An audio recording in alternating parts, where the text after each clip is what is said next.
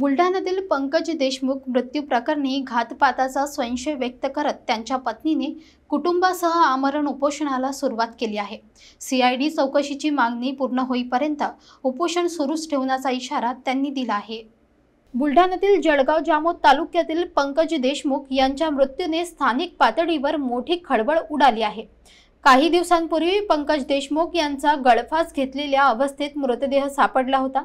पोलिसांनी याला आकस्मिक मृत्यू मानून तपास सुरू केला।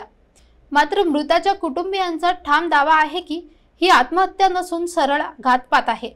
प्रकरणाच्या गांभीर्यामुळे स्थानिक ठाणेदारांकडून तपास उपविभागीय अधिकाऱ्यांकडे सोपविण्यात आला।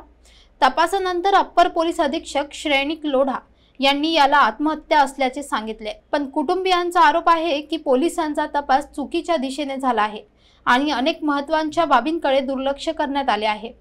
याच पार्श्वभूमीवर मृताची पत्नी सुनीता देशमुख यांनी बुलढाण्यात आपल्या परिवारासह आमरण उपोषण सुरू केले आहे।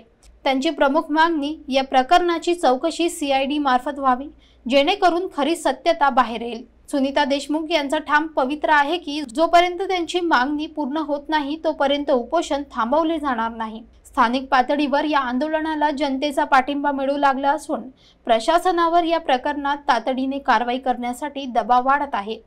आता जी माझी मागणी आहे ती सीआयडी तपासाची ठाम राहणारी आहे आणि आता जर माझा जीवही गेला तर मी इथून उठणार नाहीये माझी मागणी पूर्ण झाल्याशिवाय। जोपर्यंत पालकमंत्री येऊन स्वतः मला लेखी निवेदन देऊन सीआयडी तपासाची मागणी मान्य करत नाही तोपर्यंत मी इथून हलणार नाही।